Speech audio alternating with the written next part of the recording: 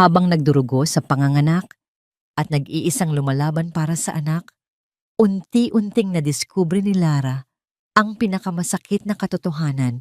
Nilimas ng asawa at biyenan ang perang dapat sana'y magliligtas sa kanya. Sa sandaling iyon, bumagsak ang lahat ng ilusyon at nagsimula ang tunay na hustisya. Ngunit sapat ba ang batas upang burahin ang sugat ng pagkakanulo? At paano muling babangon ang isang inang winasak ang dangal? Isang matalim na kirot ang biglang pumunit sa kanyang balakang na sinundan ng mabigat na paghila sa kanyang sinapupunan. Napahawak si Lara sa kanyang dambuhalang tiyan. Ang kanyang mga daliri ay nanginginig. Huminga siya ng malalim, pilit na pinapakalma ang sarili. Hindi para sa sarili niya ang takot, kundi para sa munting anghel na dinadala niya.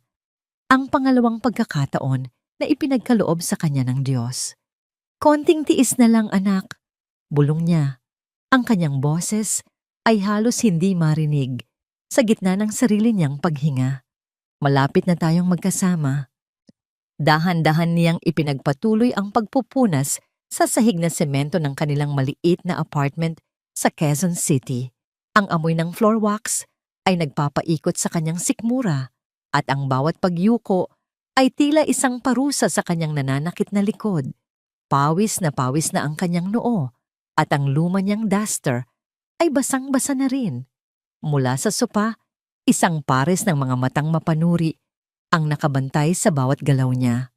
Si Imelda, ang kanyang biyenan, ay nakaupo roon na parang reyna sa kanyang trono habang nag-aalis ng dumi sa kanyang mga kuko.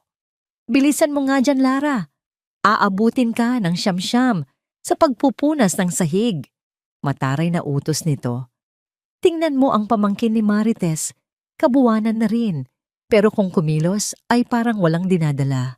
Baka naman nag-iinarte ka lang dyan para makaiwas sa gawain. Ngumiti lang si Lara ng pilit. Sanay na siya. Araw-araw, ganito ang kanyang naririnig. Ang bawat salita ni Imelda ay tila maliliit na karayom na tumutusok sa kanyang pagkatao. Pero tiniis niya ang lahat. Para kay Javier. Para sa pamilyang pinapangarap niya. Pasensya na po, Nay. Medyo mabigat lang po talaga. Sagot niya, pinipigilan ang panginginig ng kanyang boses. Sumimangot si Imelda. Mabigat. Lahat naman ng babae, dumadaan dyan. Huwag mong gawing dahilan yan para maging pabigat ka dito sa bahay. Abay dapat nga ay doble ang kayod mo dahil malapit ka ng manganak. Dadagdag na naman ang gastos. Hindi na sumagot si Lara. Ano pa ba ang sasabihin niya? Ano mang isagot niya ay palaging mali sa pandinig ng kanyang biyenan. Itinuon na lang niya ang kanyang atensyon sa sahig, sa pag-asang ang pagod sa katawan ay maibsan ng kirot sa kanyang puso. Ilang sandali pa, bumukas ang pinto at pumasok si Javier, ang asawa niya, ang lalaking minahal niya ng buong buo at ang dahilan kung bakit siya nananatili sa impyernong ito. Ngunit ang Javier na pumasok ay hindi ang Javier na masayahin at puno ng pangarap na kanyang pinakasalan. Ang nasa harap niya ngayon ay isang lalaking laging pagod, laging balisa, at tila may pasan na problema ng buong mundo. Mahal, bati ni Lara, pilit na pinapasigla ang kanyang boses. Oh, Lara! Sagot ni Javier, halos hindi tumitingin sa kanya. Inilapag nito ang isang maliit na supot ng pandesal sa mesa at nagmano sa ina. Javier, anak, mabutit dumating ka na. Tingnan mo yung asawa mo, halos gumapang na sa paglilinis. Baka mamaya, kung ano pa ang mangyari dyan. Sumbong agad ni Imelda na may halong pagkukunwari sa boses. Napatingin si Javier kay Lara at sa isang saglit, nakita ni Lara ang awa sa mga mata nito. Pero nawala rin yun agad, napalitan ng pamilyar na pag-iwas. Magpahinga ka na, Lara. Ako na dyan, sabi nito. Pero alam ni Lara na hindi yun mangyayari. Lumapit si Lara sa asawa, umaasang makakakuha ng kahit konting lambing. Javier, kamusta ang trabaho? Baka naman may extra tayong pera? Gusto ko lang sanang bumili ng prutas. Kinuha ni Javier ang kanyang pitaka. Kumuha siya ng ilang gusot na pera at iniabot kay Lara. 200 piso. Pasensya na, mahal. Mahina talaga ang kita ngayon. Maraming kakumpetensya. Ito lang ang kaya kong ibigay, sabi nito, at muling umiwas ng tingin. Pagkasyahin mo na lang muna para sa pagkain natin. Tumango si Lara habang pinipiga ang pera sa kanyang palad. 200 piso. Paano niya ito pagkakasayahin para sa kanilang tatlo? Ngunit mas masakit isipin na ang asawa niya, na dati gagawin ang lahat para sa kanya, ay hindi man lang magawang tingnan siya sa mata habang nagsisinungaling. Gabi na. Matapos maghain ng hapunan at ligpitin ang lahat, pumasok si Lara sa kanilang maliit na kwarto. Humiga siya sa kama. Ramdam ang bawat buto sa kanyang katawan na sumisigaw sa pagod. Si Javier ay nasa sala pa. Kausap ang kanyang ina. Palagi namang ganoon. Hinaplos ni Lara ang kanyang tiyan. Dito, sa katahimikan ng kanilang silid, doon lang niya na ilalabas ang lahat. Walang salitang lumabas sa kanyang bibig, pero ang kanyang mga luha ay nagsimulang dumaloy ng walang tigil. Tahimik. Maingat. Baka may makarinig. Anak, patawarin mo si nanay ha? Bulong niya sa hangin. Hindi ito ang buhay na pinangarap ko para sa'yo, pero pangako, gagawin ko ang lahat para maging mabuti kang bata. Magiging malakas ako para sa'yo. Ipinikit niya ang kanyang mga mata. Yakap-yakap ang sariling tiyan na tila iyon na lamang ang tanging kanlungan niya sa mundo. Ang bawat patak ng kanyang luha ay isang panalangin. Panalangin para sa lakas. Panalangin para sa pagbabago. Panalangin para sa isang mas magandang bukas. Hanggang sa isang mas matinding kirot, mas matalas kaysa sa mga nauna, ang biglang sumakmal sa kanya. Napamulat siya. Kasabay nito, naramdaman niya ang mainit na likidong dumaloy sa kanyang mga binti. Nanlaki ang kanyang mga mata sa takot. Pumutok na ang kanyang panaubigan. Javier! Sigaw niya. Ang kanyang boses ay puno ng panik. Javier! Tulong! Wala siyang narinig na sagot. Tanging ang malakas na tawanan lamang mula sa sala ang umabot sa kanyang pandinig. Ang boses ni Javier at ni Imelda na tila walang anumang problema sa mundo. Javier! Sigaw niya muli, mas malakas, habang isa na namang makapangyarihang paghilab ang nagpakapit sa kanya sa kumot. Dumaan ang ilang minuto na tila walang hanggan. Ang matinding paghilab na nagpatayo sa lahat ng buhok sa kanyang katawan ay dahan-dahang humupa, na parang isang malaking alon na umatras pabalik sa dagat. Napahinga ng malalim si Lara, ang kanyang dibdib ay mabilis na tumataas baba. Isang maling alarma, isang babala. Ngunit ang takot ay nanatili, malamig at mabigat sa kanyang sikmura. Ang bawat paggalaw ng sanggol sa loob niya na dating nagdudulot ng kagalakan, ngayon ay may kasamang kaba. Paano kung hindi na niya kayanin? Paano kung sa pagkakataong ito, mabigo na naman siya? Dahan-dahan siyang bumangon mula sa pagkakahiga. Ang mga tawanan mula sa sala ay napalitan na ng mahinang tunog ng telebisyon. Hindi man lang nila narinig ang kanyang pagsigaw. O baka narinig, ngunit binaliwala lang. Yumuko siya at sinilip ang ilalim ng kanilang lumang kama. Sa pinakasulok, natatatakpan ng alikabok, ay may isang maliit na kahon ng sapatos. Maingat niya itong hinila palabas. Ang takip nito ay malambot na sa kaluman. Ito ang kanyang munting baul ng nakaraan, isang nakaraan na pilit niyang tinatalikuran, pero hindi kayang kalimutan. Binuksan niya ito. Sa loob, kasama ng ilang luma at kupas na liham mula kay Javier, noong sila'y magkasintahan pa lamang, ay may isang litrato. Hindi ito ordinaryong litrato. Ito ay isang sonogram, isang maliit na itim at puting imahe ng isang pangarap na hindi natupad. Hinaplos niya ang manipis na papel. Bumalik ang lahat. Ang alaala ay kasing linaw ng sakit na naramdaman niya noon. 3 taon na ang nakalipas. 5 buwan siyang buntis noon. Kaya mo pa ba, mahal? Tanong ni Javier, pinupunasan ng pawis sa sariling noo. Nasa loob sila ng isang mainit at masikip na bodega. Nakatambak ang daan-daang kahon ng delata.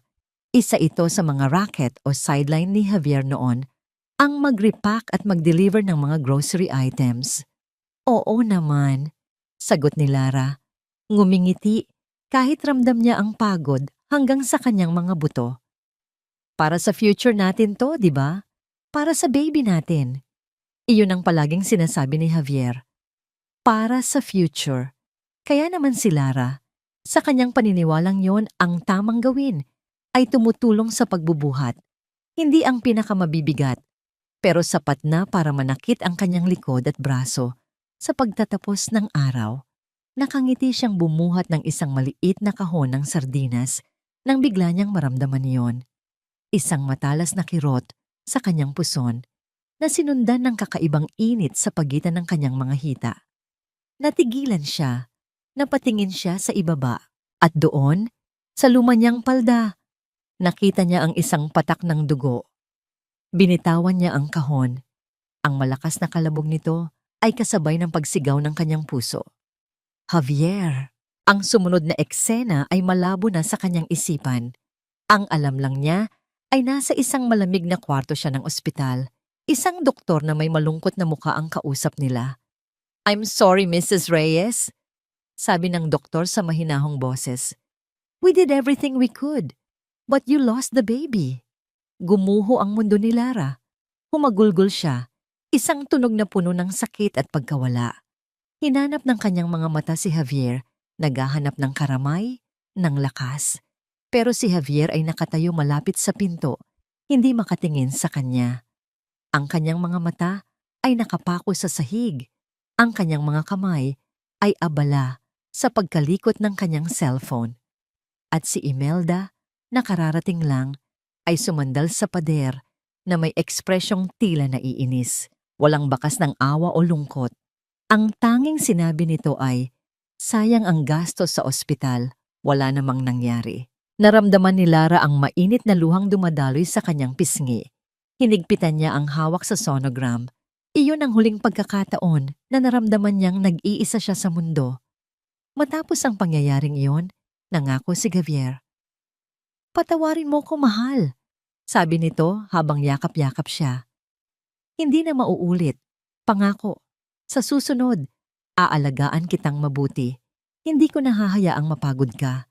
Hindi na kita pababayaan. Ang mga pangakong yon ang pinanghawakan niya. Iyon ang naging dahilan kung bakit siya muling umasa. Ngunit habang tinitingnan niya ngayon ang kanyang kalagayan, pagod, gutom, at laging pinag-iinitan, ang mga pangakong yon ay parang mga basag na salamin na sumusugat sa kanyang puso. Biglang bumukas ang pinto ng kwarto. Mabilis na ipinunas ni Lara ang kanyang mga luha at itinago ang kahon sa kanyang likuran. Lara, bakit gising ka pa? Tanong ni Javier. Nakita nito ang namumugto niyang mga mata. Wala, naalala ko lang si baby. Sabi ni Lara, tumutukoy sa sanggol na nawala sa kanila. Umupo si Javier sa gilid ng kama. May bakas ng pagkakasala sa kanyang mukha. Huwag mo nang isipin yun. Ang mahalaga, nandyan na ang bago nating baby. Malusog siya. Inabot nito ang kamay para haplusin ang tiyan ni Lara, pero umiwas siya ng bahagya. Ibang-iba na ngayon, mahal. Pagpapatuloy ni Javier, ang kanyang boses ay pilit na pinapakalma. Aalagaan kita. Aalagaan natin siya. Pangako yan. Ang mga salitang iyon, ang parehong mga salita. Ngunit ngayon, wala na itong bigat. Wala nang katotohanan. Tanging isang hungkag na tunog na lamang para subukan siya, para bigyan ang sarili ng isang katiting na pag-asa na baka nagkakamali lang siya. Naglakas loob si Lara. Javier, sabi niya sa mahinang boses. Gusto ko sanang kumain ng manggang hilaw, yung may konting bagoong. Natigilan si Javier. Sa isang saglit, nakita ni Lara ang paglambot sa kanyang mga mata. Isang anino ng dating Javier na handang suungin ng gabi para lang tuparin ang isang hiling niya. Tumingin ito sa kanyang malaking tiyan at pagkatapos ay bumalik ang tingin sa kanyang mga matang nagmamakaawa. Gagabi na, mahal, nautal niyang sabi at sa pag-aatubili pa lang nito ay alam na ni Lara ang kasunod. Saan naman tayo bibili niyan ngayon? Bukas na lang ng umaga ha? Susubukan kong dumaan sa palengke bago pumasok sa trabaho. Susubukan, hindi gagawin. Hindi pa man nakakasagot si Lara. Isang matinis na boses ang biglang pumunit sa katahimikan mula sa sala. Tila nakikinig pala si Imelda sa kanilang usapan. Naririnig ko kayo. Anong mangga ang pinagsasabi ninyo dyan? Sigaw nito. Ang boses ni Imelda ay puno ng pang-aalipusta. Halatang-halata na hindi ito simpleng tanong, kundi isang akusasyon. Bago pa man makapagsalita si Javier para ipagtanggol siya, kung may balak man ito, ay muling dumagundong ang boses ng matanda at sa pagkakataong ito, direkta nang nakatutok sa kanya. Walang pera para sa luho, Lara! Ang sigaw nito na tumagos sa manipis na pader at diretsong tumama sa puso ni Lara. Kung gusto mong kumain, magtiis ka. Ang dami-dami nating utang. Tapos uunahin mo pa ang paglilihi mong yan. Hindi ito panahon para mag-inarte. Napayuko si Javier. Talunan, walang lakas na kumontra sa kanyang ina. At si Lara, naiwan siyang nakatitig sa kawalan. Ang huling hibla ng pag-asa na pinanghahawakan niya ay tuluyan ng naputol. Sa sandaling iyon, naintindihan niya, hindi na magbabago ang asawa niya. At ang mga pangako nito ay kasing hungkag ng kanilang bulsang, palaging sinasabing walang laman. Ang amoy ng mamahaling kape at matatamis na pastry ay nagpapaikot sa sikmura ni Javier. Nakaupo siya sa isang malambot na silya sa loob ng isang kilalang coffee shop sa Tomas Morato. Ang lugar ay paborito ng kanyang ina. Isang lugar na sumisigaw ng karangyaan. Isang karangyaan na hindi nila dapat tinatamasa. Ay nako, Imelda. Ang ganda-ganda naman ng bago mong bag. Hermes ba iyan? Tanong ng isa sa mga kaibigan ng kanyang ina. Isang ginang na makapal ang kolorete sa muka at kumikinang ang mga alahas sa leeg at braso. Ngumiti si Imelda ng matamis. Isang nangiting hindi kailanman nakita ni Lara. Naku, Mare, maliit na bagay lang. Regalo sa akin ng butihin kong anak, sabi nito. Sabay haplos sa braso ni Javier. Napilitan siyang ngumiti. Ang regalo na yon ay nagkakahalaga ng higit sa 6 na buwang sahod ng isang ordinaryong empleyado. Ang perang yon ay galing sa sobre na buwan-buwang ipinapadala ni Don Alejandro. Ang perang yon ay para dapat kay Lara, para sa kanilang magiging anak.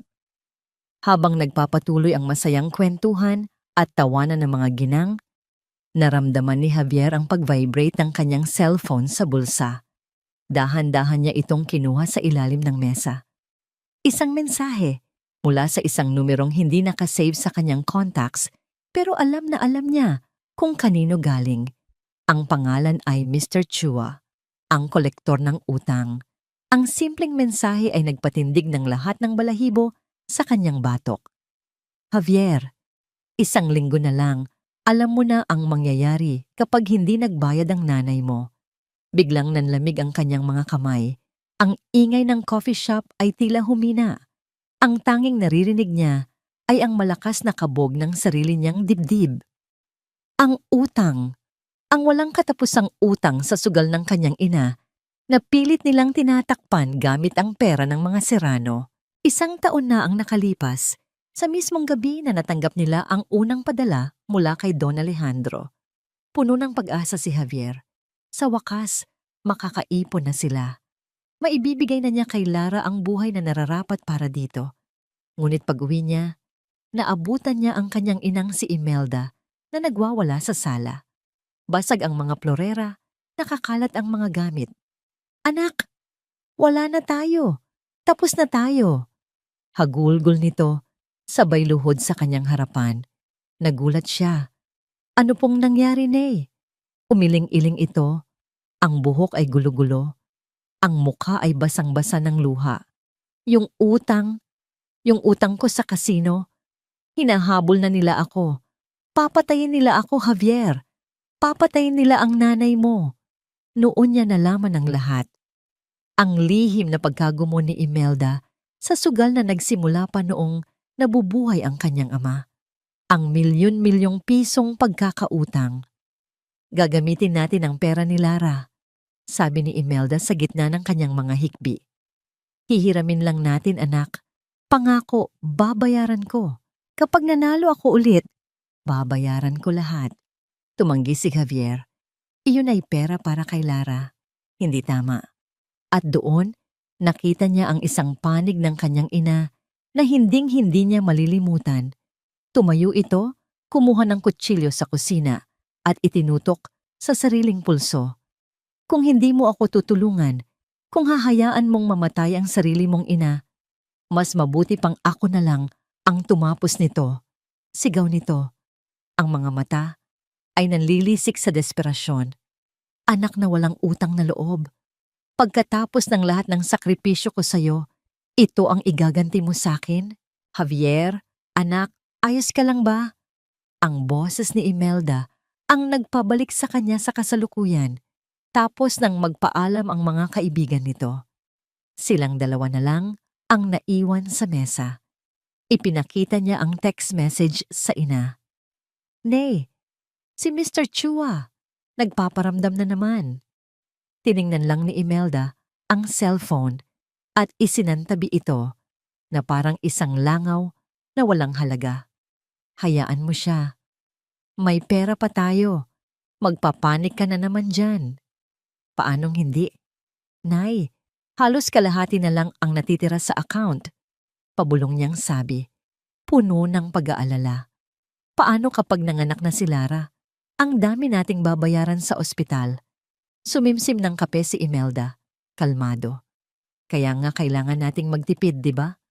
Huwag kang mag-alala. May plano ako. Tiningnan siya nito ng diretso sa mata. Ang mga mata nito ay malamig at mapanuri. Javier, pamilya tayo. Kailangan nating magtulungan. Ang perang iyon ay para sa pamilya. At sa ngayon, ang problema ko ay problema mo rin. Bago pa man siya makasagot, tumunog ang kanyang cellphone. Sa pagkakataong ito isang tawag. Ang pangalan ni Lara ang lumabas sa screen. Bigla siyang kinabahan, sinagot niya ito agad. Hello, mahal? Javier. Ang boses ni Lara sa kabilang linya ay nanginginig at puno ng sakit. Pumutok na! Pumutok na ang panubigan ko! Nanlaki ang mga mata ni Javier. Napatayo siya. Ano? Papunta na ako. Narinig ni Imelda ang lahat. Bago pa man makakilos si Javier, hinawakan nito ang kanyang braso ng mahigpit. Sandali! Sabi nito sa mahinang ngunit madiin na boses. Saan mo siya dadalhin? Sa St. Luke's, Nay. Saan pa ba? Doon siya nagpapacheck up. Gulat niyang sagot. Umiling si Imelda. Ang kanyang mga mata ay matalim. Hindi. Mahal doon. Ang laki ng kailangan nating bayaran kay Chua. Hindi natin pwedeng ubusin ang pera sa ospital. Pero Nay, si Lara, ang apo ninyo. At anong gusto mong mangyari? Manganak siya sa isang magarang ospital, tapos kinabukasan, pare-pareho tayong itutumba ng mga tauhan ni Chua. Ganti ni Imelda. Gamitin mo ang utak mo, Javier. Maraming magagaling na doktor sa public hospital. Pareho lang yan. Naglaban ang isip ni Javier. Nakita niya sa kanyang imahinasyon ang mukha ni Lara. Ang pangako niya rito. Ngunit mas malakas ang takot na ipininta ng kanyang ina. Ang takot para sa buhay nito at para na rin sa sarili niya. Nagmamadali siyang nagpaalam at tumakbo palabas ng coffee shop.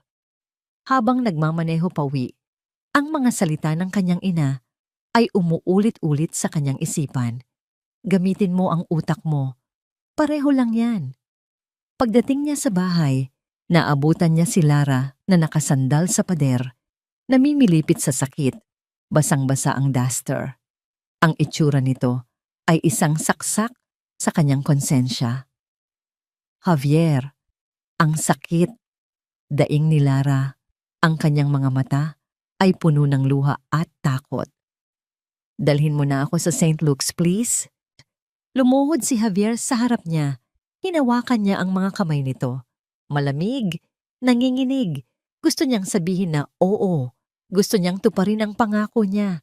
Ngunit ang anino ni Imelda ay tila nakatayo sa kanyang likuran, bumubulong, naguutos. Tumingin siya sa mga mata ng kanyang asawa, sa mga matang dati puno ng pagmamahal at tiwala, na ngayon ay puno ng pagmamakaawa. At sa huling pagkakataon, pinili niyang pakinggan ang takot sa halip na ang pag-ibig. Hindi natin kaya, Lara, sabi niya. Ang kanyang sariling boses ay parang galing sa ibang tao. Malamig, walang emosyon. Sa public hospital na lang tayo. Ang salitang ospital ay dapat sanang nangangahulugan ng pag-asa, ng lunas, ng kaligtasan.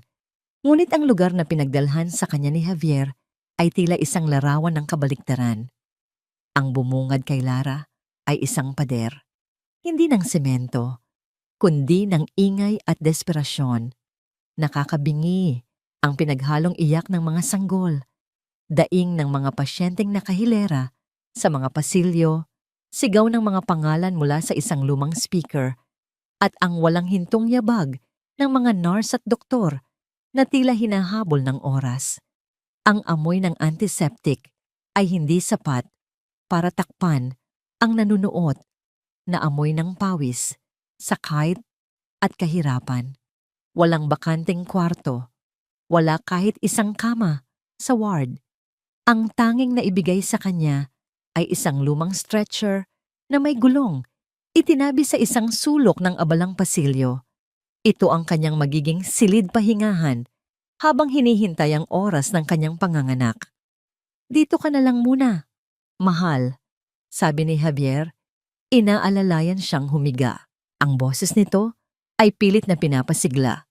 Ngunit ang mga mata nito ay hindi mapakali, palingalinga sa paligid na tila nahihiya sa kanilang kalagayan.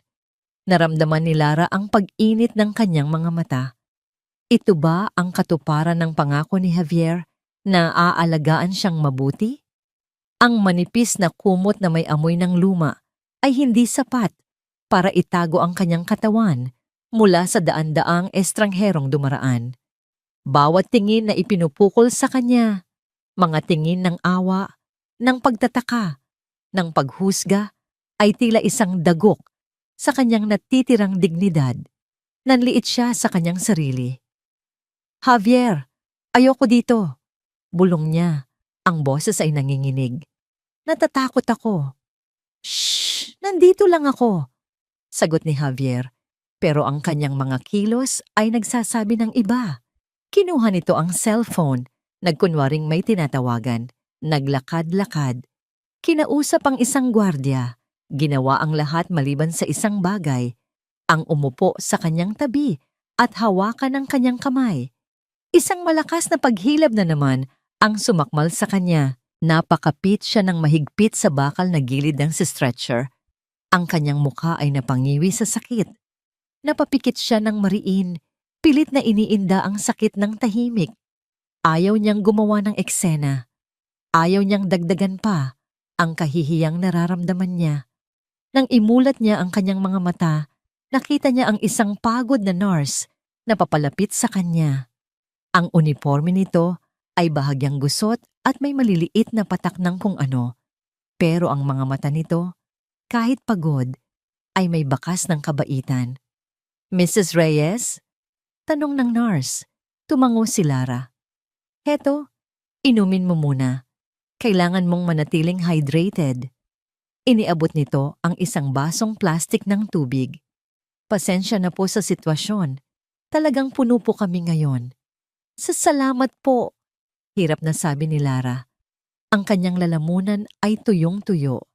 Tiningnan ng nurse ang kanyang chart. Regular na ba ang paghilab? Oo po. Mga bawat 10 minuto na po yata. Tumango ang nurse at ngumiti ng bahagya. Sige. Magtiis lang po tayo ng konti. Babalikan kita mamaya para i-check. At sa isang iglap, na wala na ito, tinawag ng isa na namang pangangailangan sa kabilang dulo ng pasilyo. Ang simpleng kabaitan ng nurse ay lalong nagpasidhi sa sakit na nararamdaman ni Lara. Isang estranghero ang nagpakita sa kanya ng higit na malasakit kaysa sa sarili niyang asawa. Napatingin siya kay Javier na ngayon ay nakasandal sa pader. Abala pa rin sa kanyang cellphone. Parang isang aktor sa isang entablado, gumaganap sa papel na nag-aalalang asawa, pero ang kanyang puso at isip ay nasa ibang lugar. Lumapit ito sa kanya. Mahal, kailangan kong umalis saglit. Saan ka pupunta? Tanong ni Lara. Ang kanyang boses ay puno ng takot. Huwag mo kong iwan dito, Javier. Please. Sandali lang talaga. Pangangatwiran nito, iniiwasan ang kanyang mga mata. Susubukan kong humanap ng mauutangan. Baka sakaling mailipat kita sa isang private room, kahit man lang sa ward. Hindi ako magtatagal, pangako. Ang parehong mga salita na naman. Susubukan, pangako. Mga salitang wala ng halaga. Hindi na siya sumagot. Ano pa ang saysay? Hinayaan na lang niyang halikan siya ni Javier sa noo. Isang halik na malamig at walang buhay. At pagkatapos ay pinanood niya itong maglakad palayo, papalabas ng ospital, papalayo sa kanya. Naiwan siyang mag-isa. Isang matandang babae sa katabing stretcher ang umuungol sa sasakit. Isang bata ang umiiyak ng walang tigil sa di kalayuan. Ang lahat ng tunog ay tila naghahalo-halo, lumilikha ng isang nakakabaliw na musika ng pagdurusa. At doon, sa gitna ng lahat, naramdaman ni Lara ang pinakamatinding paghilab. Ang sakit ay hindi na lamang sa kanyang tiyan, kundi tila kumakalat sa buong katawan niya. Dinudurog ang kanyang mga buto. Hindi na niya kayang manahimik. Isang sigaw ang kumawala sa kanyang lalamunan. Isang sigaw na puno ng sakit, ng takot, at ng ganap na pag-iisa. Javier! Sigaw niya kahit alam niyang walang makikinig, kahit alam niyang wala na ito. Dalawang nurse ang mabilis na lumapit sa kanya. Nakita nila ang sitwasyon. Nako, manganganak na to, sabi ng isa. Ipasok na yan sa delivery room. Bilis! Habang mabilis na tinutulak ang kanyang stretcher sa isang pasilyo na hindi niya alam kung saan patungo, ang tanging naiisip ni Lara ay ang mukha ni Javier habang tumatalikod ito papalayo. Iniwan siya. Sa pinakamahalagang sandali ng kanilang buhay, pinili nitong iwan siya. Hindi siya pumunta para humanap ng mauutangan. Ang totoo, pumunta siya sa lugar kung saan nauubos ang kanilang pera. Ang makintab na sahig na gawa sa marmol ay sumasalamin sa libu-libong kumukutitap na ilaw mula sa mga chandelier at slot machine. Ang hangin ay mabango, amoy ng mamahaling pabango at sigarilyo na may halong kakaibang amoy ng pera at kasakiman. Ang marangyang kasino na ito sa Entertainment City ay isang mundo na napakalayo mula sa magulo at desperadong pasilyo ng pampublikong ospital na iniwan niya. Ang bawat hakbang ni Javier sa malambot na carpet ay tila isang pagtapak sa sarili niyang konsensya. Dumiretso siya sa isang pinto sa pinakasulok ng gusali. Isang pinto na walang pangalan. Binabantayan ng dalawang lalaking nakasuot ng itim na suit.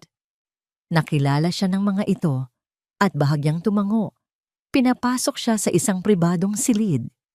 Sa loob, ang ingay ay napalitan ng isang nakakabinging katahimikan. Nakaupo sa isang malaking leather na sofa si Mr. Chua, isang lalaking nasa edad 50, balingkinita ng katawan at nakasuot ng simpleng polo shirt. Hindi ito mukhang mapanganib, kung hindi lang sa dalawang matipunong lalaki na nakatayo sa likuran nito at sa malamig na kalkulasyon sa kanyang mga mata. Javier, bati ni Mr. Chua. Ang kanyang boses ay kalmado, ngunit walang anumang kabaitan. Mabuti naman at natuto ka ng sumunod sa usapan. Napalunok si Javier. Mr. Chua, Pasensya na po sa abala. Eto na po ako. Ang nanay mo. Pagpapatuloy ni Mr. Chua habang nagbubuhos ng tsaa sa isang maliit na tasa, ay isang babaeng puno ng swerte sa buhay. Pero walang swerte sa baraha. Alam mo ba yon? Hindi umimik si Javier. Mayaman ang napangasawa niya noon. Namatay. Nag-iwan ng pera. Naubos sa sugal. Sabi ni Mr. Chua, tila nagkukwento lang. Pagkatapos, ang anak niya, nakapangasawa ng anak mayaman. At ang pera ng manugang, saan napupunta? Sa sugal pa rin. Itinaas nito ang tingin at diretsong tumitig kay Javier. Ang problema sa nanay mong sugarol, Javier, ay hindi siya marunong tumigil. Ramdam ni Javier ang pamumula ng kanyang mukha sa kahihiyan at galit. Ngunit wala siyang magawa. Sila ang may utang. Sila ang nasa kapahamakan. 2 milyon, Javier, iyon ang huling pagkakautang niya. Sabi ni Mr. Chua, ibinababa ang tasa. At dahil sa interes at sa abala na idinulot ninyo sa akin, gawin na nating 2.5. Ngayon na. Nanlaki ang mga mata ni Javier. Pero, sir, ang usapan po, babayaran namin bukas. Nagbago na ang isip ko. Simpleng sagot nito. May narinig akong balita. Manganganak na raw ang asawa mo. Maraming gastos yan. Baka makalimutan ninyo na naman ang obligasyon ninyo sa akin. Ayoko ng ganoon. Nagsimulang mamasa ang mga palad ni Javier. Ang pera sa kanilang lihim na account, iyon na lang ang natitira sa kanila. Kung ibibigay niya ang ganoong kalaking halaga, halos wala nang matitira. Pwede po bang kahit kalahati muna? Pagmamakaawa niya. Ngumiti si Mr. Chua, isang ngangiting hindi umabot sa kanyang mga mata. Javier, huwag mo akong subukan. Alam mo ba kung anong ginagawa ko sa mga taong hindi nagbabayad sa akin? Tinatanong ko sila kung aling daliri sa kamay nila ang paborito nila. At iyon ang una kong pinuputol. Nanigas si Javier sa kanyang kinatatayuan. Ang banta ay malinaw. Hindi ito isang biro. Walang pagpipilian. Nanginginig ang mga kamay na kinuha niya ang kanyang cellphone. Binuksan niya ang banking app. Habang tinatype niya ang malaking halaga, ang larawan ni Lara na namimilipit sa sakit ay biglang pumasok sa kanyang isipan. Ang mukha nitong puno ng tiwala. Ang kanyang pangako. Patawarin mo ko, Lara. Patawarin mo ko. Pinindot niya ang confirm transfer. Sa isang iglap, ang perang dapat sanay para sa kinabukasan ng kanilang anak ay lumipad patungo sa account ng isang taong walang puso. Okay na po, Mr. Chua. Na-transfer ko na. Sabi niya, ang boses ay paos. Ipinakita niya ang transaction confirmation sa isa sa mga tauhan ni Mr. Chua. Tumango ito sa kanyang amo. Tumayo si Mr. Chua. Magaling. Masunurin ka pala. Siguraduhin mong hindi na mauulit ang pagkakautang ng nanay mo. Sabi nito bago siya talikuran. Dahil sa susunod, baka hindi na daliri lang ang hingin ko. Mabilis na lumabas si Javier sa silid na yon. Pakiramdam niya ay hindi siya makahinga. Habang pabalik siya sa ospital, ang bawat ilaw ng poste at sasakyan na kanyang nadadaanan ay tila nangungutya sa kanya. Ipinagkanulo niya ang kanyang asawa. Ipinagkanulo niya ang kanyang anak. Para saan? Para pagtakpan ang kasalanan ng kanyang ina. Para iligtas ang sarili niyang balat. Pagbaba niya ng taxi sa harap ng ospital, ramdam niya ang bigat sa kanyang dibdib. Habang naglalakad siya sa entrance, sa gitna ng mga taong nagmamadali at mga nag-aabang, isang lalaki ang nakakuha ng kanyang atensyon. Nakatayo ito malapit sa isang poste. Nakasuot ng plansadong barong, malinis ang sapatos. Isang itsurang hindi nababagay sa magulong paligid ng isang pampublikong ospital. Nagkatinginan sila. Ang mga mata ng lalaki ay matalim, mapanuri. Tinitigan siya nito ng diretso na tila binabasa ang lahat ng lihim sa kanyang kaluluwa. Naramdaman ni Javier ang isang kakaibang kilabot. Iniwas niya ang kanyang tingin at nagmamadaling pumasok sa loob. Nang lumingon siyang muli, wala na ang lalaki. Nawala na ito, na parang isang anino sa dilim. Sino yon? Bakit ganoon siya makatingin?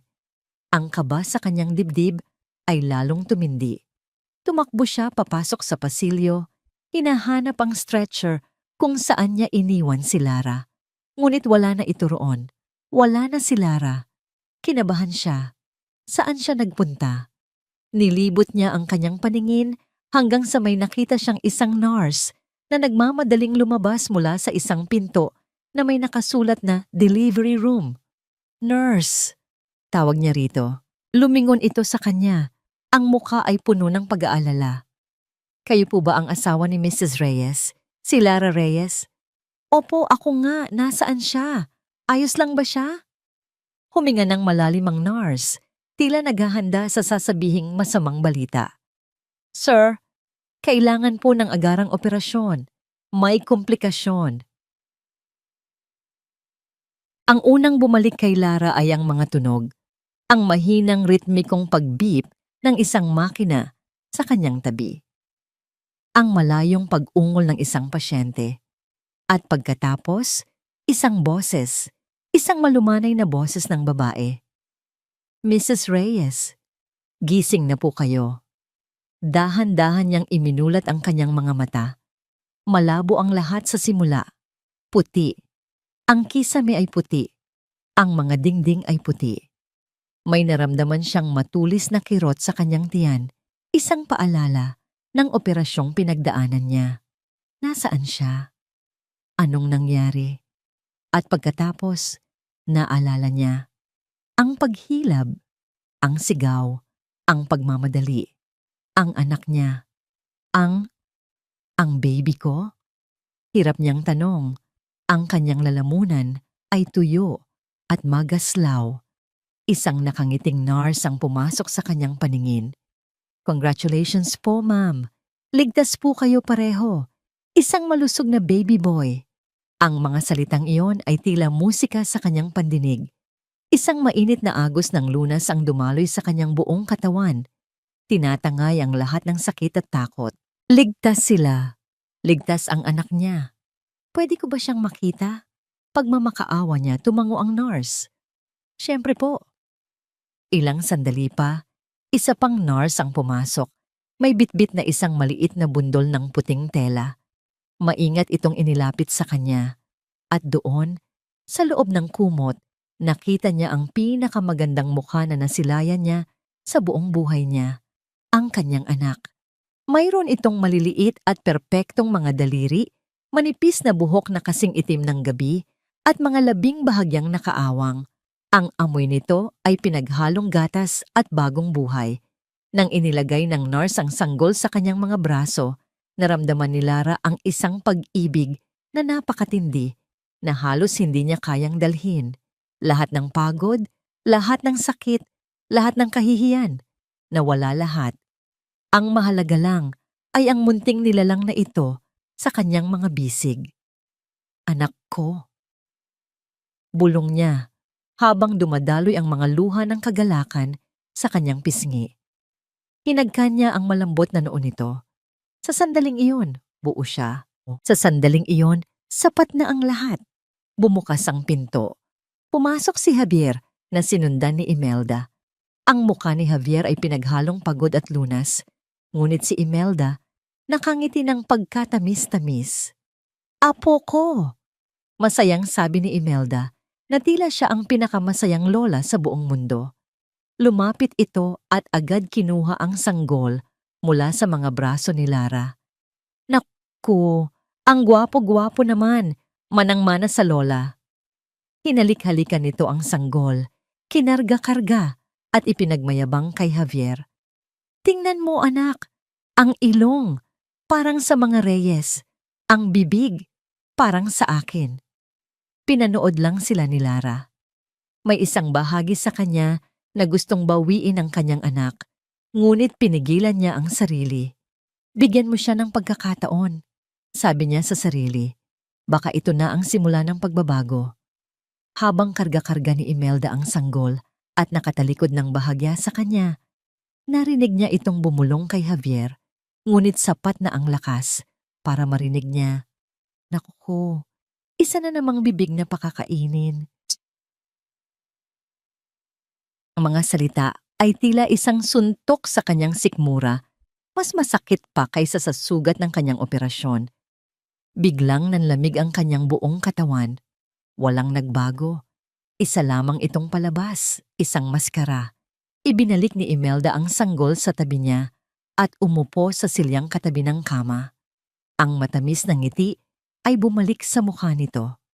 "Kamusta na ang pakiramdam mo, Lara?" tanong nito. Ang boses ay puno ng pagkukunwaring pag-aalala. "Narinig ko, nagkaroon daw ng komplikasyon. Talaga naman.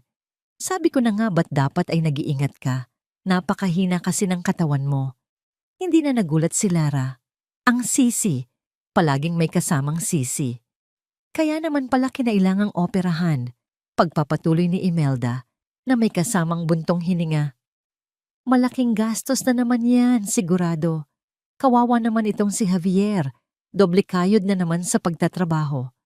Tumingin si Imelda kay Lara at ang mga mata nito sa isang saglit ay nawalan ng pagkukunwari at naging matalim. "Alam mo, Iha, siguro ito na ang tamang panahon. Ang ama mo, matagal mo na siyang hindi kinakausap, di ba? Baka naman pwede mo siyang tawagan para humingi ng kahit konting tulong. Para naman sa apo niya, di ba? Sigurado akong hindi siya tatanggi." Ang pakiusap ay nakabalot sa paglalambing, ngunit ang utos sa ilalim nito ay malinaw na malinaw. "Gamitin mo ang ama mo.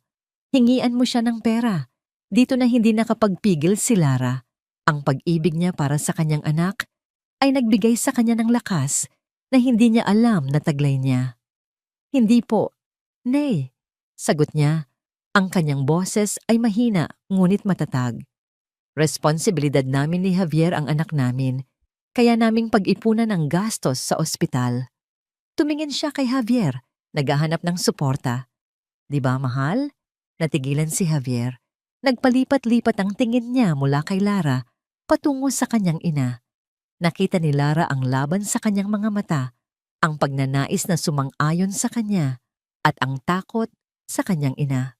"Oo naman, mahal," sabi ni Javier. Ngunit ang kanyang boses ay walang katiyakan. "Kaya natin to." Sumimangot si Imelda. "Aba, kung yan ang sabi ninyo," sabi nito, tumatayo. "Halika na, Javier. Hayaan muna nating magpahinga si Lara. Mukhang pagod na pagod siya." Hinalikan ni Imelda ang sanggol sa huling pagkakataon at naglakad palabas. Sumunod si Javier, ngunit bago ito tuluyang lumabas, lumingon ito kay Lara na may tinging puno ng paghingi ng paumanhin. Isang tingin na nagsasabing, "Patawarin mo ako, wala akong magawa." Isinara ni Javier ang pinto, ngunit hindi ito sumara ng husto. May naiwang isang maliit na siwang. Naiwan si Lara kasama ang kanyang anak. Ang puso niya ay mabigat. Akala niya, ang pagsilang ng sanggol na ito ang mag-aayos sa lahat. Ngunit ngayon, alam niyang isa lamang itong bagong kabanata sa parehong malungkot na kwento. Ipinikit niya ang kanyang mga mata, sinusubukang hanapin ang kapayapaang naramdaman niya kanina. Ngunit ang katahimikan ay biglang binasag ng mga boses mula sa labas ng pinto, ang nagtatalong boses ni Javier at Imelda. "Ano ba?" "Nay, bakit niyo naman sinabi yun sa kanya?" Narinig niyang sabi ni Javier. Ang boses nito ay pabulong ngunit puno ng pagtutol. "Ang alin? Ang pagsasabi ng totoo?" Mataray na sagot ni Imelda. At ang boses nito ay mas malakas, walang pakialam kung may makarinig. "Javier, gumising ka nga. Saan natin kukunin ang pambayad sa operasyong yan? Ibinigay mo na kay Chua ang halos lahat ng pera." Nanigas si Lara. "Anong pera? Anong ibinigay kay Chua?" At pagkatapos, narinig niya ang mga salitang dumurog sa kanyang mundo. Mga salitang wawasak sa lahat ng natitira niyang tiwala at pagmamahal. Ang galit na sigaw ni Imelda ay umalingaw-ngaw sa pasilyo at tumagos sa siwang ng pinto. Diretsong sumaksak sa kanyang puso. "Anong gagawin natin? sa natitirang pera mula sa tatay niya. Uubusin mo sa ospital na to? Anong gagawin natin sa natitirang pera mula sa tatay niya? Ang mga salita ay hindi pumasok sa tainga ni Lara. Sila ay sumabog sa loob ng kanyang isipan. Ang mahinang pag-beep ng monitor sa kanyang tabi ay biglang nawala. Ang amoy ng antiseptic ay naglaho. Ang sakit mula sa kanyang operasyon ay tila manhid. Ang tanging umiral sa kanyang mundo ay ang alingaw-ngaw ng mga salitang iyon. Pera, mula sa tatay niya, paulit-ulit, na parang sirang plaka. Sa isang iglap, ang lahat ng piraso ng kanyang miserableng buhay sa nakalipas na mga taon ay nagsimulang magkabit-kabit sa isang nakakakilabot na larawan. Ang kanilang maliit at masikip na apartment sa kabila ng pagiging manager, di umano ni Javier sa isang kumpanya. Ang walang katapusang dahilan na mahina ang kita, maraming kakompetensya, kailangan maghigpit ng sinturon. Ang 200 piso na iniabot sa kanya para sa isang linggong pagkain. Ang mga damit na pinaglumaan pa ng mga pinsan ni Javier. Ang mga pagkaing dilata na halos isumpa na niya. Ang pagtanggi sa kanyang simpleng hiling na manggang hilaw. Ang sigaw ni Imelda. Walang pera para sa luho. Ang mga kasinungalingan. Lahat ay kasinungalingan. Tumingin siya sa kanyang mga kamay. Mga kamay na pagod at kalyo sa paglalabada, paglilinis at pagtanggap ng mga maliit na trabaho para lang may pandagdag sila sa pambili ng bigas. Ang mga kamay na ito ay nagtrabaho hanggang sa halos ikamatay niya. At ang pinakamasakit sa lahat, ang unang anak niya, ang anghel na nawala. Naalala niya ang kanyang sarili na nagbubuhat ng mga kahon, na nagtatrabaho sa ilalim ng init ng araw, naniniwalang iyon ay para sa kanilang kinabukasan. Ngunit meron pala silang pera. May pera pala sila para sana ay nagpahinga siya. May pera pala sila para sana ay naipagamot siya sa isang mas mahusay na doktor. Ang kanyang unang anak ay hindi namatay dahil sa aksidente. Ang kanyang unang anak ay namatay dahil sa kanilang kasakiman. Isang malamig na galit. Isang uri ng galit na hindi pa niya nararamdaman kailanman ang nagsimulang umakyat mula sa kanyang mga paa, kumakalat sa kanyang mga ugat, hanggang sa marating nito ang kanyang pusong nagdurugo. Dahan-dahan niyang ibinaling ang kanyang tingin sa sanggol na natutulog ng mahimbing sa kanyang tabi. Ang kanyang munting anak na lalaki, ang kanyang pangalawang pagkakataon, at muntik na rin itong mawala sa kanya. Ang operasyon, ang komplikasyon. Kung nasa isang maayos na ospital sana ni siya, baka hindi ito nangyari. Ang buhay ng kanyang anak ay isinugal nila. Hindi niya ito palalampasin. Sinubukan niyang bumangon. Isang matalas na kirot ang pumunit sa kanyang tiyan at napahiga siyang muli, napadaing sa sakit. Masyado pa siyang mahina. Ngunit ang apoy sa kanyang puso ay mas malakas kaysa sa sakit ng kanyang katawan. Sakto namang bumukas ang pinto. Pumasok si Javier, dahan-dahan, na tila naglalakad sa ibabaw ng mga itlog. Ang mukha nito ay puno ng pagkakasala. Mahal. Simula nito, pasensya na sa sinabi ni nanay. Huwag mo na lang. Hindi na niya ito pinatapos. Tinitigan siya ni Lara ng diretso sa mga mata. Ang dating maamo at mapagmahal na mga mata ay ngayon ay malamig at walang anumang emosyon. Javier, sabi niya. Ang kanyang boses ay mahina, halos isang bulong, ngunit matatag at puno ng bigat. Anong pera ang sinasabi ng nanay mo? Nanlaki ang mga mata ni Javier. Ang kulay sa kanyang mukha ay biglang nawala. Nag-iwas ito ng tingin. Ano? Wala. Wala kang narinig. Mahal. Nag-aaway lang kami ni nanay tungkol sa mga utang. Huwag kang magsinungaling, putol ni Lara. Ang kanyang boses ay bahagyang tumaas. Narinig ko, malinaw na malinaw. Anong pera mula kay tatay? Nagpanik si Javier. Nagpalinga-linga ito na parang isang pusang na corner. Lara, pagod ka lang. Galing ka sa operasyon. Baka Baka guni-guni mo lang yan dahil sa gamot, sabi ng doktor. Normal lang daw malito pagkatapos ng operasyon. Magpahinga ka na lang muna. Ang mga salitang iyon, ang pagtanggi, ang pagsisikap na palabasin siyang baliw, iyon na ang huling patunay. Iyon ang pumatay sa lahat ng natitirang pagmamahal sa puso ni Lara. Hindi na siya nagsalita. Tinitigan niya lang ito. At sa kanyang pananahimik, nakita ni Javier ang katotohanan. Nakita nito na alam na niya na huli na ang lahat. Kailangan ko lang lumabas saglit, sabi ni Javier. Umatras papalayo sa kanya. Babalik ako. At tulad ng ginawa nito kanina, tumalikod ito at iniwan siya. Iniwan siya sa gitna ng durog niyang mundo. Nang sumara ang pinto, doon na bumuhos ang mga luha ni Lara. Ngunit hindi na ito ang tahimik na pag-iyak ng isang biktima. Ito ay isang hagulgol na puno ng sakit, ng galit, ng pagtataksil na napakatindi. Niyakap niya ang kanyang anak, isinubsob ang kanyang muka sa malambot na kumot nito. Siya na lang ang natitira. Ang sanggol na ito na lang ang kanyang dahilan para mabuhay. Ang mundo niya ay gumuho. Ang pamilyang pinangarap niya ay isang kasinungalingan. At ang lalaking minahal niya ay isang halimaw. Wala na ang lahat. All is lost. Sa gitna ng kanyang paghagulgol, narinig niya ang pagbukas muli ng pinto. Hindi na niya itinaas ang kanyang tingin.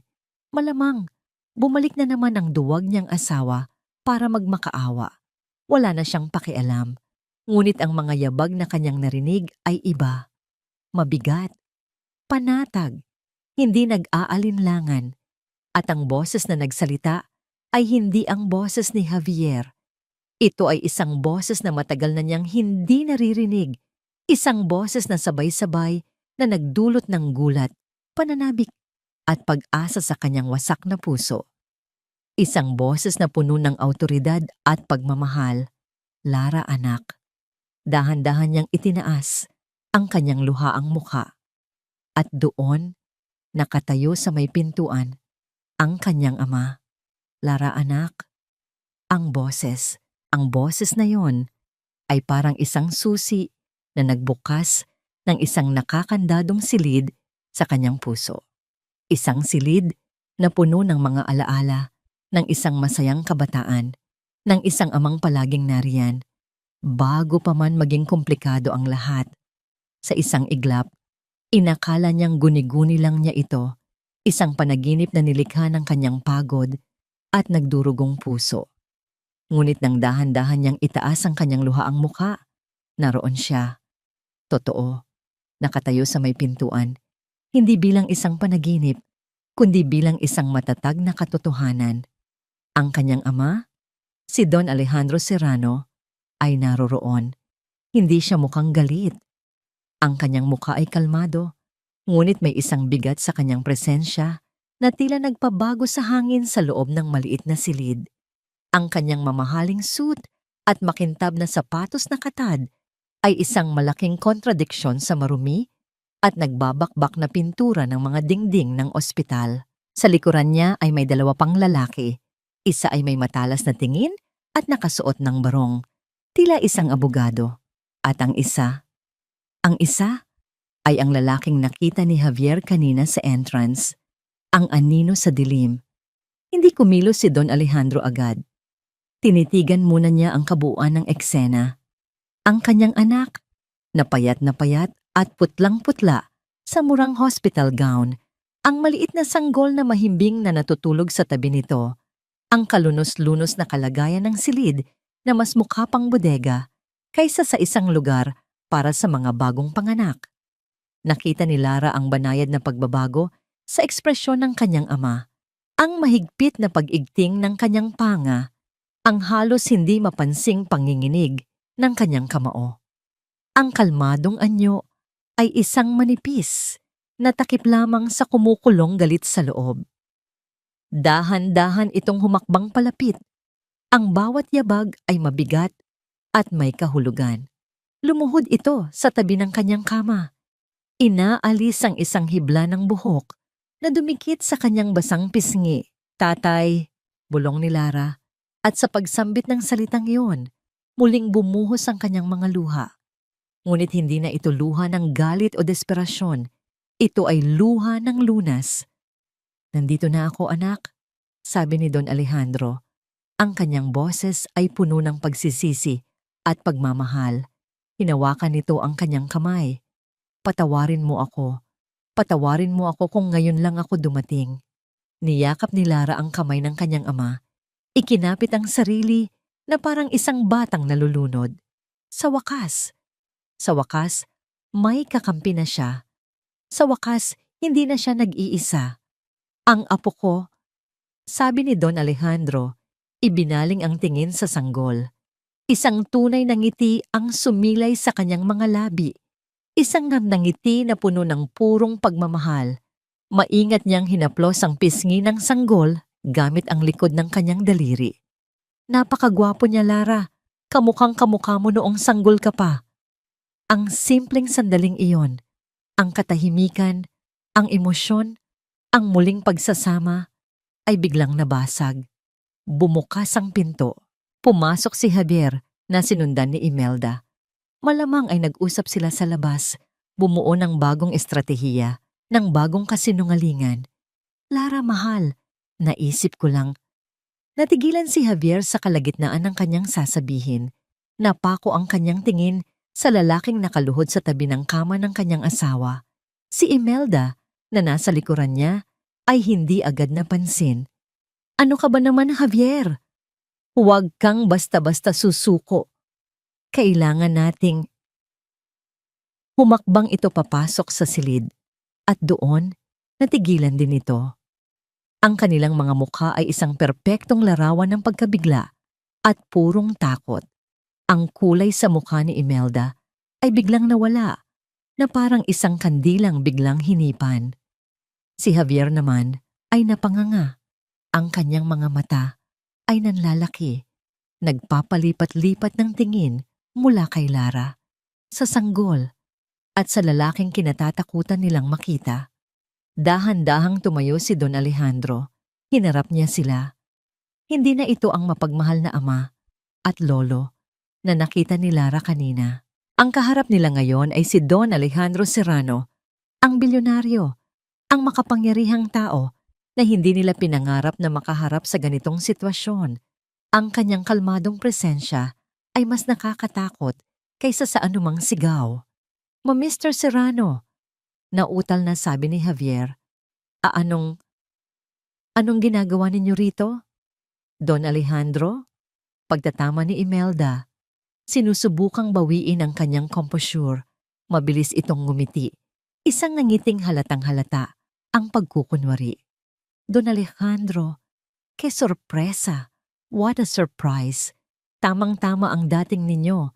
Ipapakilala ko sana sa inyo ang inyong apo. Hindi pinansin ni Don Alejandro ang pagtatangka ni Imelda na pag-aani ng sitwasyon. Ang kanyang mga mata ay nakapako kay Javier. Oras na para mag-usap, Javier. Ang bawat salita ay mabigat, puno ng kahulugan, at may dalang lamig na nagpakilabot sa buong silid. Tungkol po saan? Tanong ni Javier. Ang kanyang boses ay nanginginig. Hindi sumagot si Don Alejandro. Sa halip, lumingon ito sa lalaking kasama niya. Ang lalaking may matalas na tingin. Tumangulang ito. Ang lalaki, ang pribadong investigador, na unawaan na ngayon ni Lara, ay humakbang pasulong. Dala-dala niya ang isang makapal na brown envelope. Walang salitang lumabas sa bibig nito. Dahan-dahan, ngunit may diin, inilapag niya ang envelope sa ibabaw ng maliit at kinakalawang na mesang katabi ng kama ni Lara. Ang tunog ng paglapag nito ay tila isang malakas na dagok sa katahimikan. Tumingin si Don Alejandro mula sa envelope, pabalik sa nanlalamig na mukha ni Javier at Imelda. Laman yan, sabi niya. Ang kanyang boses ay kalmado, ngunit may talim ng isang patalim. Ang lahat ng kasinungalingan ninyo. Ang sobrang iyon sa mesa. Para kay Javier, hindi iyon gawa sa simpleng papel. Iyon ay isang bomba na malapit ng sumabog. Isang hatol na naghihintay na basahin. Ang bawat segundo ng katahimikan ay tila isang paghila sa kanyang hininga. Unti-unti siyang sinasakal. Ang hangin sa silid ay biglang kumapal at bumigat, at pakiramdam niya ay nalulunod siya habang nakatayo sa tuyong lupa. Ang lalaking abogado, si Attorney De Leon, ang bumasag sa katahimikan. Kinuha nito ang sobre, binuksan ng walang pagmamadali, at inilabas ang isang salansan ng mga dokumento. Ang bawat kilos nito ay kalmado, metodikal, na lalong nagpatindi sa kaba sa dibdib ni Javier. Simulan natin sa simula, sabi ng abogado. Ang kanyang boses ay malinaw at walang emosyon. 3 taon na ang nakalipas nang ipaalam ni Lara sa kanyang ama na siya ay nagdadalang tao sa unang pagkakataon. Nagsimulang magpadala si Don Alejandro Serrano ng buwanang sustento sa inyong joint account. Ang halaga, 4,000 euro o humigit kumulang 200 at 40,000 piso kada buwan. 240,000 piso. Narinig ni Javier ang halaga, ngunit tila hindi ito maproseso ng kanyang utak. Ang numerong iyon, napakalaki. Napakalayo sa 200 pisong ibinibigay niya kay Lara. Napakalayo sa mga dilatang sardinas na kanilang hapunan. Napatingin siya sa asawa niya. Ang mukha ni Lara ay walang ekspresyon. Ngunit ang kanyang mga mata ay tila tumitingin sa kaibuturan ng kanyang kaluluwa. At nakita nito ang lahat ng dumiroon. Ngunit, pagpapatuloy ng abogado, 1 linggo matapos matanggap ang unang padala, isang bagong bank account ang binuksan, isang lihim na account, sa ilalim lamang ng pangalan ninyo, G. Javier Reyes, at ng inyong ina, Ginang Imelda Reyes. Inilabas ng abogado ang isang bank statement at ipinakita sa kanila. Nakalista roon ang lahat ng transaksyon, ang buwanang paglipat, ng halos buong halaga mula sa joint account patungo sa lihim na account. At saan napunta ang perang ito? Tanong ng abogado, kahit alam na ng lahat ang sagot. Kumuha ito ng isa pang dokumento. Heto ang isang listahan ng iilan lamang sa inyong mga naging gastos. Isang Hermes bag na nagkakahalaga ng 800,000 piso. Binili noong tumingin ito kay Imelda. Kaarawan ninyo, Gaang Reyes. Isang dinner para sa 20 katao sa isang 5-star hotel. Umabot ng 100,000 at 20,000 piso. Mga cash withdrawal sa iba't ibang kasino sa Maynila at Macau na may kabuuang halaga na sa loob lamang ng 2 taon ay umabot sa 14 na milyong piso. Kasinungalingan! Biglang sigaw ni Imelda, ang kanyang pagkukunwaring kalmado ay biglang gumuho. Gawa-gawa niyo lang ang lahat ng yan, paninira, bintang na walang katibayan. Ang imbestigador ay tahimik na naglabas ng isang serye ng mga litrato mula sa isa pang folder at ipinatong ang mga ito sa ibabaw ng mga dokumento. Ang unang litrato, si Imelda, tumatawa ng malakas sa isang lamesa ng baccarat, napapalibutan ng mga tumpok ng casino chips. Ang pangalawang litrato, si Javier at Imelda, kumakain sa isang mamahaling restaurant, may bote ng champagne sa kanilang lamesa. Ang petsa sa ibaba ng litrato ay ang mismong araw na sinabi ni Javier kay Lara na wala silang pera kahit pambili ng gamot sa ubo. Ang pangatlong litrato, si Imelda, lumalabas sa isang high-end boutique, bit-bit ang bag na Hermes. Lahat ng ito ay kasinungalingan. Muling sigaw ni Imelda, ang boses ay matinis sa panik. Tumingin ito kay Don Alejandro. Don Alejandro, huwag kayong maniwala sa kanila. Pinagtutulungan nila kami. Ang anak ninyo, hindi nyo alam ang tunay na ugali niyan. Walang utang na loob. Sinisiraan niya kami sa inyo. Hindi kumibo si Don Alejandro. Tila isang estatwa. Nakatayo, nagmamasid, hinahayaan ang mga ebidensya na magsalita para sa kanilang sarili. At pagkatapos, ibinagsak ng abogado ang huling bomba, ang pinakamabigat sa lahat. At ang pinakamasakit sa lahat, sabi ni Attorney De Leon, ang kanyang boses ay bahagyang bumaba na may pahiwatig ng habag para kay Lara. Ayon sa medical records, mula sa unang pagbubuntis ni Lara, ang dahilan ng kanyang pagkalaglag ay severe fatigue and malnutrition, pagkapagod at kakulangan sa nutrisyon. Tumingin ito ng diretso kay Javier. Nangyari iyon sa parehong linggo kung kailan nag-withdraw kayo ng 100,000 piso para sa isang weekend getaway sa Tagaytay. Sa sandaling iyon, gumuho ang mundo ni Javier. Hindi na ang pera, hindi na ang mga bag, kundi ang katotohanan na ang kanyang kasakiman, ang kanyang kaduwagan, ay may direktang kinalaman sa pagkamatay ng kanyang unang anak.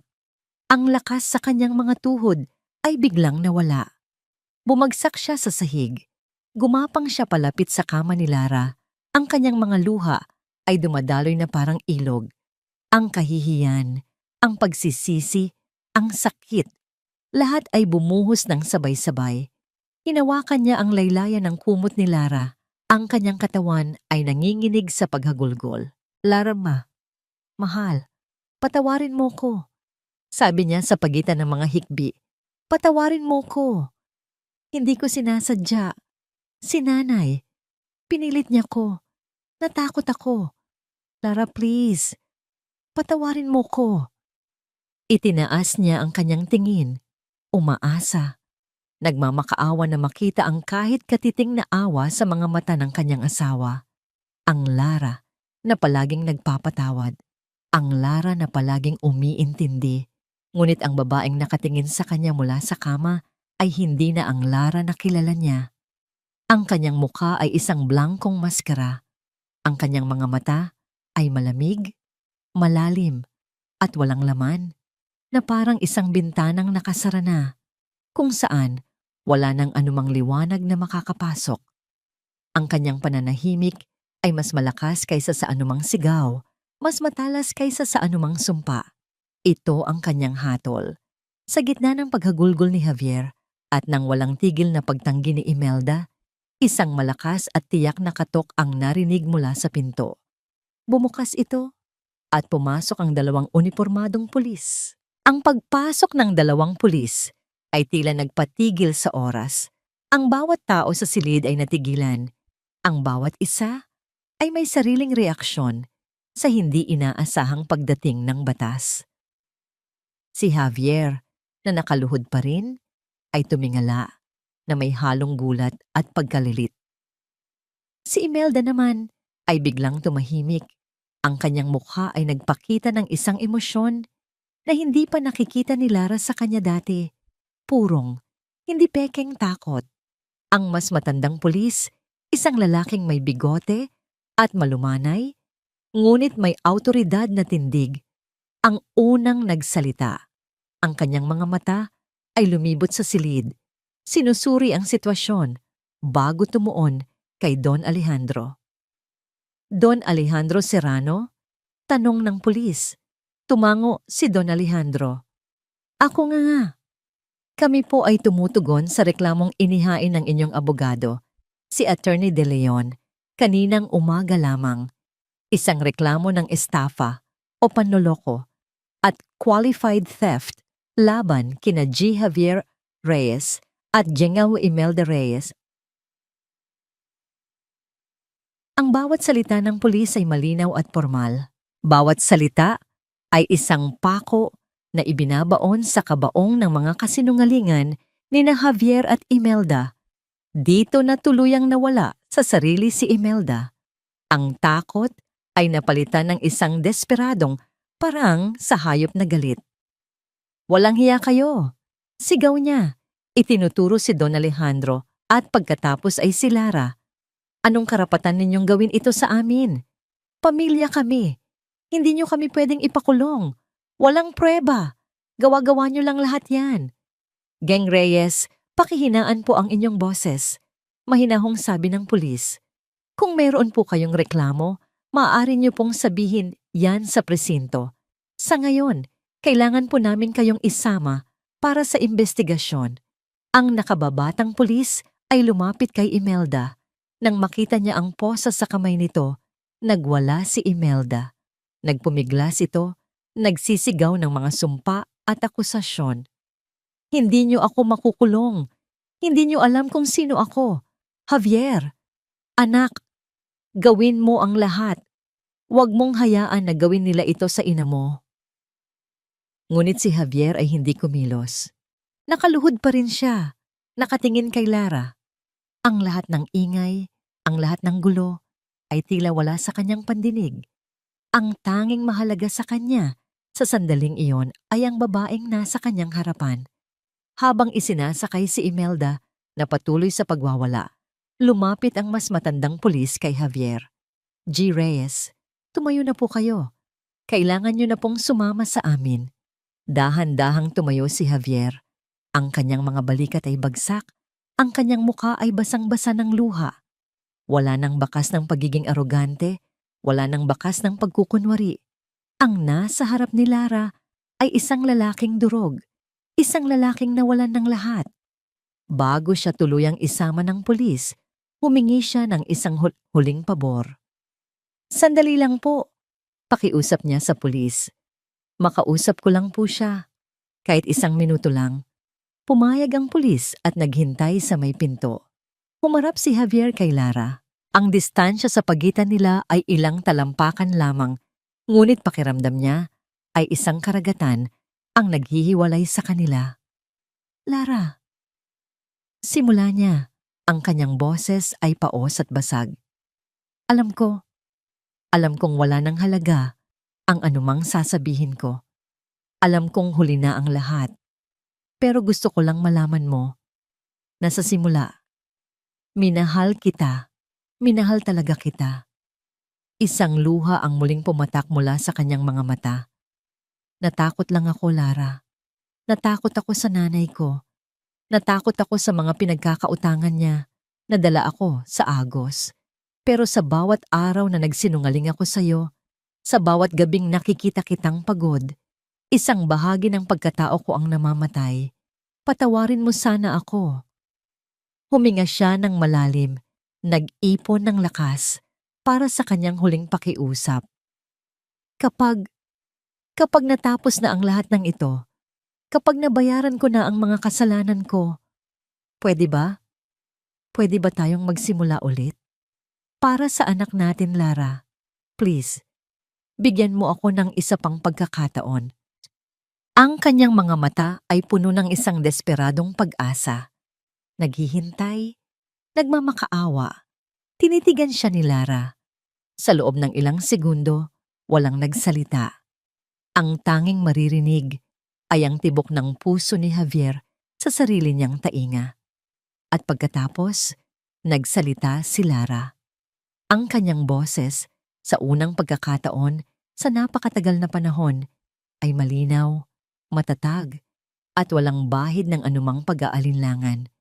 Tapos na tayo, Javier. 2 salita. Ngunit ang bigat nito ay parang isang bundok na bumagsak sa ibabaw ni Javier. Hahanapin ko ang pinakamagaling na abogado. Pagpapatuloy ni Lara, ang kanyang tingin ay hindi natitinag. Magfa-file ako ng annulment. Hindi mo na kailangang mag-alala tungkol sa anak ko. Ako na ang bahala sa kanya. Sisiguraduhin kong lalaki siya nang malayo sa lahat ng kasinungalingan na kinalakihan ko. Ang bawat salita ay isang hatol. Walang galit, walang paghihiganti. Tanging isang malamig at pinal na desisyon. Napatango na lang si Javier habang ang huling hibla ng pag-asa sa kanyang puso ay tuluyan ng naputol. Wala na. Tapos na ang lahat. Sumama na siya sa pulis nang walang anumang pagtutol. Sa huling pagkakataon, lumingon siya mula sa may pinto.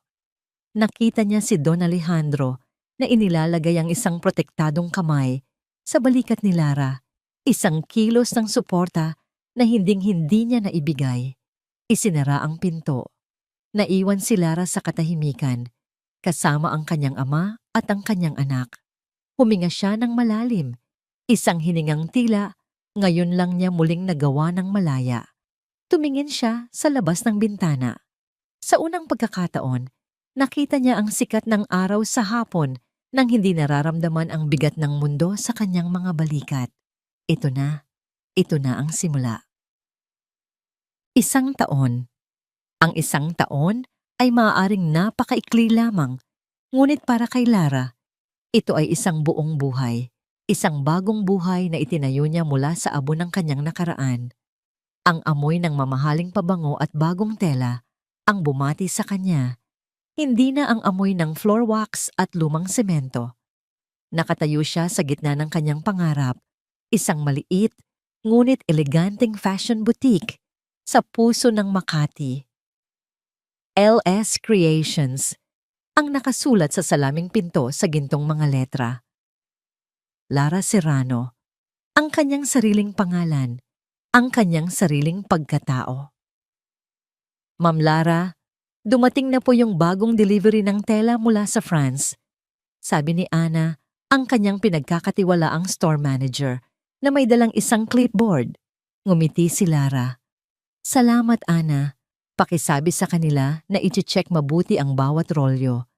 Ayokong may makalusot na kahit anong depekto. Masusunod po, ma'am, sagot ni Ana, na may paghanga sa mga mata.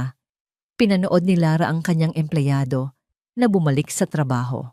Tinuruan niya ang kanyang sarili na maging isang leader. Isang leader na hindi naninigaw, hindi nang aalipusta, kundi isang leader na nagtitiwala at gumagalang. Ang kabaliktaran ng lahat ng natutunan niya sa bahay ng mga Reyes. Sa isang sulok ng butik, may isang maliit na play area na napapalibutan ng salamin. Sa loob nito, isang batang lalaki na may kulot na buhok ang abalang-abala sa pagbuo ng isang tore gamit ang mga makukulay na bloke. Tawa ito ng tawa sa tuwing guguho ang kanyang ginagawa. Ang kanyang anak, si Alejo. Ipinangalan niya ito sa kanyang ama, Alejandro, bilang pasasalamat. Iniwan ni Lara ang kanyang ginagawa at pumasok sa play area. Umupo siya sa malambot na carpeted na sahig. Alejo anak, tawag niya. Tumingala ang bata at nang makita siya, isang matamis na ngiti ang sumilay sa mga labi nito. Mama, sigaw nito. At gumapang papalapit sa kanya, yumakap sa kanyang mga binti. Niyakap niya ito ng mahigpit. Isinubsob ang kanyang mukha sa mabangong buhok nito. Ito ang kanyang mundo, ang kanyang lakas, ang kanyang lahat. Ang bawat pagod at puyat ay naglalaho sa tuwing nakikita niya ang masayang mga mata ng kanyang anak. Ma'am Lara, tawag ulit ni Ana mula sa labas ng play area. May sulat po para sa inyo. Galing sa... Nag-atubili ito. Bureau of Corrections. Natigilan si Lara ng isang saglit. Hindi niya kailangang hulaan kung kanino galing. Tumango siya. Salamat, Ana. Pakilagay na lang sa opisina ko. Matapos ang ilang minuto, habang natutulog na si Alejo sa duyan nito, sa loob ng kanyang opisina, kinuha ni Lara ang sulat. Ang sobre ay simple at puti. Ang sulat kamay sa labas ay pamilyar. Huminga siya ng malalim at binuksan ito. Ang mga salita sa loob ay puno ng pagsisisi. Tunog. Maririnig ang boses ni Javier sa isipan ni Lara na may bahagyang echo habang binabasa niya ang sulat. Lara, mahal ko. Kung matatawag pa kitang mahal. 1 taon na. 1 taon na kitang hindi nakikita. 1 taon na puno ng pagsisisi. Dito sa loob, maraming oras para mag-isip. At sa bawat araw, ikaw at ang anak natin ang nasa isip ko. Mali ako, Lara. Alam ko, naging duwag ako, naging makasarili. Pinakinggan ko ang maling tao. Pero maniwala ka, walang araw na hindi kita minahal. Ipinagpatuloy ni Lara ang pagbabasa.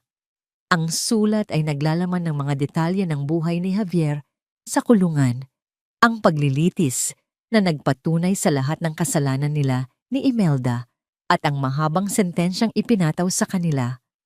Humihingi ito ng tawad, ngunit higit sa lahat, humihingi ito ng litrato ni Alejo.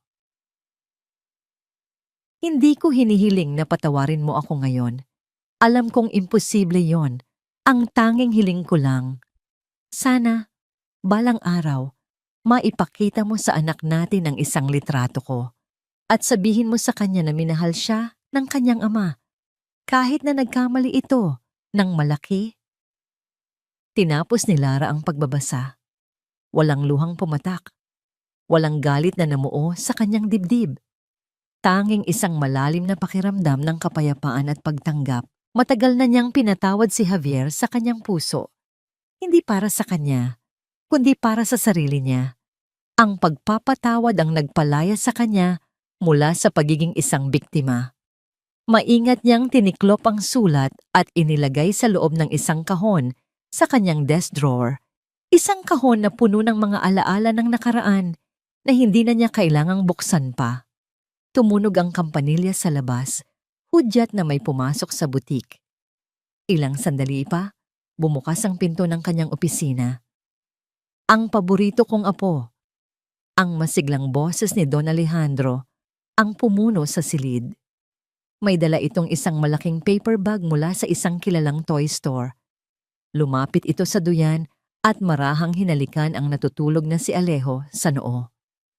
Tay, bati ni Lara na may ngiti sa kanyang mga labi. Kamusta ang mag-ina ko? Tanong ni Don Alejandro, umupo sa silyang katapat niya. Nakita ko ang sales report para sa nakaraang buwan. Kahanga-hanga anak, mas magaling ka pang negosyante kaysa sa akin. Salamat sa tiwala ninyo, Tay. Hindi ko ito magagawa kung wala kayo. Hindi, Lara. Seryosong sabi ni Don Alejandro. Tinititigan siya ng may pagmamalaki. Nandito lang ako para sumuporta. Lahat ng ito, ikaw ang gumawa. Ang lakas, ang talino, ang puso. Nasa iyo na yan noon pa man. Kailangan mo lang matutunang gamitin para sa sarili mo. Nagkwentuhan sila tungkol sa negosyo, sa mga plano para sa hinaharap, at sa mga bagong kalokohan ni Alejo. Sa gitna ng kanilang tawanan, nakita ni Lara ang kislap sa mga mata ng kanyang ama. Isang kislap na matagal na nawala, na ngayon ay bumalik dahil nakikita niyang buo at masaya na ang kanyang kaisa-isang anak. Nang magising si Alejo, ang maliit na opisina ay napuno ng halakhak ng lolo at apo. Pinanood sila ni Lara, ang kanyang puso ay puno ng pasasalamat. Ang pamilyang pinangarap niya noon, isang pamilyang puno ng kasinungalingan at sakit, ay nawasak. Ngunit ang pamilyang meron siya ngayon, kahit sila na lang tatlo, ay totoo, matatag, at binuo ng purong pagmamahal. Habang papalubog ang araw, ang ginintuang liwanag nito ay tumagos sa salaming bintana ng kanyang butik. Tumayo si Lara at lumapit sa isang malaking salamin sa dingding. Tinitigan niya ang kanyang refleksyon. Ang babaeng nakatingin pabalik sa kanya ay hindi na ang babaeng takot. Ang babaeng payat at laging nakayuko. Ang babaeng umiiyak sa gabi. Ang nasa harap niya ngayon ay isang babaeng may tiwala sa sarili. Ang kanyang mga mata ay may kislap. Ang kanyang mga balikat ay tuwid. Ang kanyang ngiti ay totoo. Isang ina, isang negosyante, isang anak, isang babaeng malaya. Hinawakan niya ang kanyang kwintas, isang simpleng L na gawa sa ginto, regalo ng kanyang ama. Ito ang paalala niya sa kanyang sarili. Hindi na siya si Mrs. Reyes, siya si Lara Serrano. At habang nakatingin siya sa kanyang refleksyon, habang naririnig ang tawanan ng kanyang ama at anak sa likuran, alam niyang sa wakas, pagkatapos ng lahat ng unos, nakauwi na siya.